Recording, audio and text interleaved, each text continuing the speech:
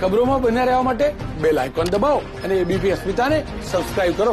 મોટા સમાચાર પ્રાપ્ત થઈ રહ્યા છે। દિવાળી પહેલા પાકિસ્તાને નાપાક હરકત કરી છે। સરહદ પર પાક તરફથી ગોળીબાર થઈ રહ્યો છે। ધનતેરસના દિવસે જમ્મુ કાશ્મીરમાં પાકિસ્તાનની આ નાપાક હરકતનો સેનાના જવાનો પણ જડબાતોડ જવાબ આપી રહ્યા છે। જમ્મુ કાશ્મીરના 4 વિસ્તારોમાં પાકિસ્તાને નાપાક ફાયરિંગ કર્યું।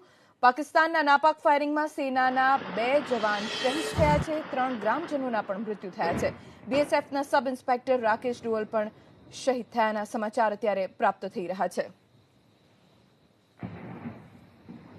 તો દિવાળી પહેલા ધનતેરસના દિવસે પાકિસ્તાને આ નાપાક હરકત કરી છે અને જમ્મુ કાશ્મીરના 4 વિસ્તારોમાં પાકિસ્તાને નાપાક ફાયરિંગ કર્યું છે। બીએસએફના સબ ઇન્સ્પેક્ટર રાકેશ ડોવલ શહીદ થયા છે।